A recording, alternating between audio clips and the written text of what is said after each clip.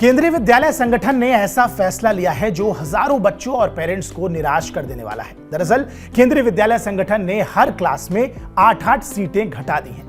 केवी की ओर से जारी एडमिशन नोटिफिकेशन में इस सत्र में केवल 32 सीटों के लिए ही आवेदन मांगा गया है। अभी तक प्राइमरी से हायर सेकेंडरी तक हर क्लास में 40 सीटें तक होती थी। इसके अलावा केंद्रीय विद्यालय संगठन ने बच्चों की ट्रांसफर पॉलिसी में भी बदलाव कर दिया है। अब प्राइवेट नौकरी करने वाले पेरेंट्स का स्टेट से बाहर ट्रांसफर होने पर उनके बच्चों को दूसरे राज्य के स्कूलों में ट्रांसफर नहीं मिलेगा। बता दें कि हर साल केंद्रीय विद्यालय में बड़ी संख्या में आवेदन आते हैं। ऐसे में सीट घटा देने और ट्रांसफर रोक देने से छात्रों और पेरेंट्स दोनों की मुश्किलें बढ़ जाएंगी।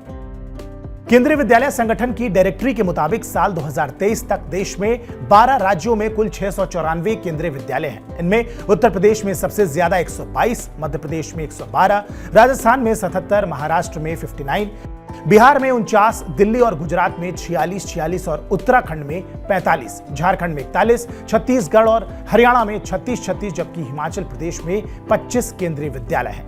जानकारों का मानना है कि क्लास में ज्यादा स्टूडेंट होने की वजह से उन पर टीचर्स का फोकस नहीं रहता, साथ ही बच्चों की कैपेबिलिटी भी घट जाती है। इसीलिए केवी की तरफ से सीटों में कटौती करने का फैसला काफी हद तक ठीक भी है।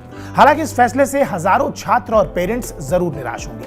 अब केंद्रीय विद्यालय संगठन के बारे में भी जान लेते हैं। केंद्रीय विद्यालय भारत में सेंट्रल गवर्नमेंट स्कूल की एक प्रणाली है। 1963-64 के दौरान देश भर में 20 विद्यालयों की स्थापना की गई थी। केंद्रीय विद्यालय की स्थापना केंद्र सरकार द्वारा भारतीय शिक्षा मंत्रालय के तहत की गई थी। इसमें सीबीएसई बोर्ड का सिलेबस लागू रहता है। इनका मैनेजमेंट केंद्रीय विद्यालय संगठन यानी कि केवीएस द्वारा किया जाता है, जो शिक्षा मंत्रालय के अधीन है। केंद्रीय विद्यालय सरकारी कर्मचारियों के बच्चों को गुणवत्ता वाली शिक्षा प्रदान करती है। इसमें डिफेंस और पैरामिलिट्री बलों के अधिकारी शामिल हैं।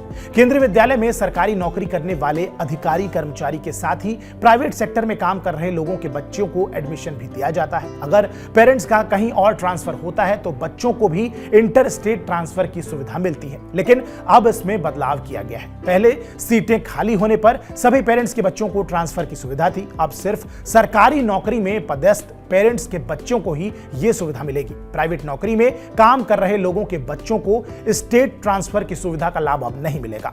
अगर आप भी अपने बच्चे को केवी में एडमिशन दिलाने की सोच रहे हैं तो जल्द कीजिए। रजिस्ट्रेशन की तारीख बेहद नजदीक है। बाल वाटिका कक्षा 1 से 3 तक एडमिशन के लिए रजिस्ट्रेशन प्रोसेस 1 अप्रैल 2024 से शुरू हो चुका है।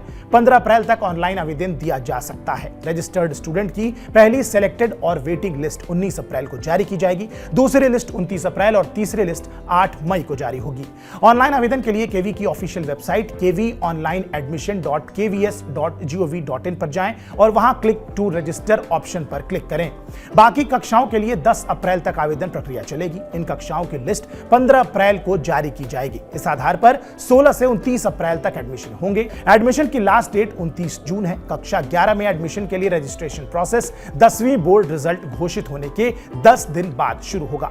स्टूडेंट्स और पेरेंट्स केंद्रीय विद्यालय संगठन की ऑफिशियल वेबसाइट kvsangathan.nic.in पर जारी नोटिफिकेशन चेक कर सकते हैं। केवीएस में एडमिशन के लिए कुछ डॉक्यूमेंट्स ले जाना जरूरी है। इनमें बच्चे का बर्थ सर्टिफिकेट, जाति प्रमाण पत्र, निवास प्रमाण पत्र, बच्चे का आधार कार्ड, अभिभावक का आधार कार्ड, बच्चे की पासपोर्ट साइज 2 फोटोग्राफ शामिल हैं।